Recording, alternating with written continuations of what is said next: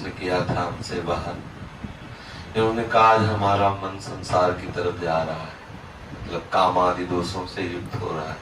वो इसलिए कह रहा हूँ कि अपने सब साधक है इसी लाइन के, तो मान लो तो अपना अंतःकरण खोल के सामने रख दिया, अच्छा साधक है, अच्छी बात है। कोई साधक अपने गुरुजनों से यदि अपने मन की बात कहे तो अच्छा रहता है। तो बाहर गए, किसने कहा आप जानो हमारा मन जो है सजा रहा है। तो हमें सावधानी ये रखने की मन न जाए ऐसी बात नहीं है। मन तो जाएगा, जब तक पूर्ण रूप से पवित्र नहीं हो जाता तब तक मन संसार की तरफ जाएगा। संसार की तरफ जाए तो जाने दे, विचलित ना हो। मन जाए तो जाने दो, चाहे जितनी उड़ान भरे मन, बिना तन के ये कुछ कर नहीं सकता। पहली बात तो समझ लो, मन जब कामादि दोषों से युक्त हो उस समय इतनी सावधानी रखनी कि उसके कथनानुसार, मन की प्रेरणा के अनुसार हमें कोई चेष्टा नहीं करनी। तो इतनी बात ध्यान रखनी। और इस समय ऐसी स्थिति में एकांत सेवन न करें, सदैव संतों के बीच में रहे, क्योंकि एकांत में होने पर मन हावी हो सकता है। नए बच्चे, नए साधक, मन पूर्वकृत किए हुए कर्म का स्मरण कराता है और उस सुख की तृष्णा प्रकट करके विवश करता है सांसारिक की तरफ। साधक को चाहिए उस समय उदासीन होकर के नाम सुमिरन करे। यदि नाम सुमिरन न मन बन पावे, मन है उद्दंडता कर रहा है, तो बस इतना देखता रहे कि मन के अनुसार क्रिया न बनने पावे। वो थोड़ी देर के लिए आएगा, ये बराबर स्थिति नहीं रहती। जैसे भजन की कभी कभी ऐसी रसमय स्थिति आती कि लगता है काम बन गया, लेकिन वो बराबर नहीं रहती, वो फिर हट जाती है। ऐसे ही जब हमारा मन गंदा भाव अंदर प्रकट करके विचलित करता है, तो उस समय सबसे पहले धैर्य साधक को यह रखना चाहिए कि स्थायी वृत्ति नहीं है, आई हुई है चली जाएगी, घबराने की जरूरत नहीं, एकदम तन्मय होने की जरूरत नहीं कि हाय हमारा मन वैसे दोष से युक्त हो गया, अब क्या होगा। कुछ नहीं, कभी गर्म हवा चलती, कभी ठंडी हवा चलती, आ गया है कामादि दोष मन में आ गए, संस्कारवश, स्वभाववश, संगवश, भोजन, कहीं न कहीं कोई त्रुटि होती है, कहीं न कहीं प्रमाद होता है, ऐसी वृत्ति आया चला जाए। उसके प्रति इतना महत्व न रखे कि आय आय मच जाए हृदय में। अगर उसके प्रति तन्मयता करोगे तो क्लेश का अनुभव होगा।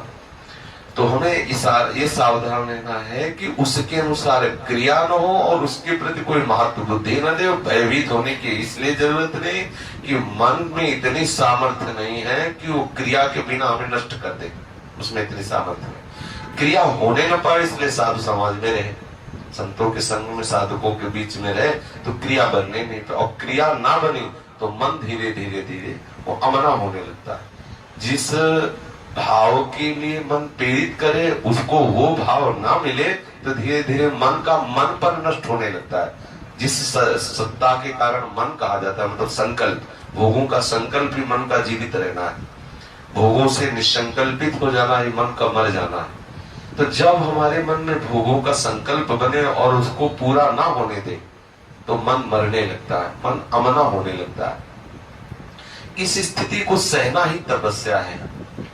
बाहर से जल पी के रहना, वायु पी के रहना और आग में जलना और सब बाहर वाली बुले 12 वर्ष खड़े रहना, ये सब बाह्य साधन, इनका विशेष अपने लोगों के हृदय में इनका कोई महत्व नहीं है। वास्तविक तपस्या क्या है? जब हमारा मन प्रतिकूलता का चिंतन करा के चलाता है, उस समय साधक को विचलित नहीं होना चाहिए, आनंदित होना चाहिए, उस समय प्रभु के चिंतन में मगन होना चाहिए, या धैर्य पूर्वक उस जलन को सह जाना चाहिए।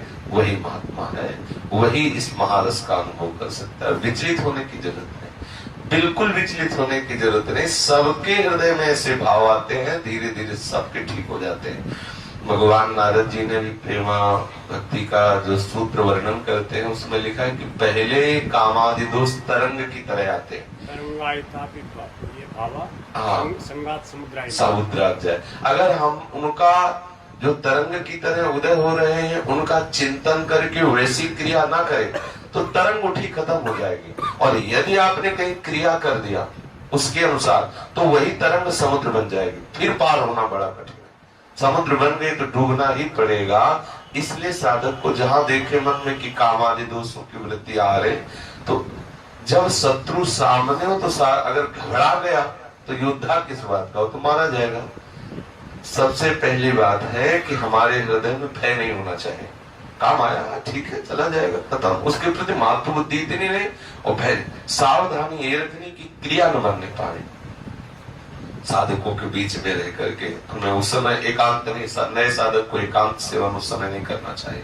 जहां मन ऐसे विचलित हो तो संतों के बीच में आ जाए और नाम बाणी आदि में अपने मन को लगावे, धैर्य पूर्वक रहे। कुछ ही समय में नष्ट हो जाएगा, वो चला जाएगा भाव, वो हृदय में स्थित होने वाला भाव नहीं। ये सब आगंतुक है। आगमा पाइनो अनित्यास आस्ते दीक्षस्व भारत, आने जाने वाले इनका कोई महत्व नहीं।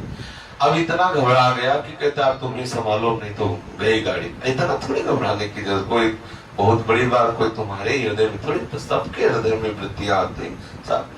तो साधक यहाँ धैर्यवान रहे, कभी विचलित न हो, कभी भागे ना। ऐसा ना हो कि भागे कि अब क्या करना है, अब हमारा मन तो बड़ा गंदा हो रहा है, ये नहीं।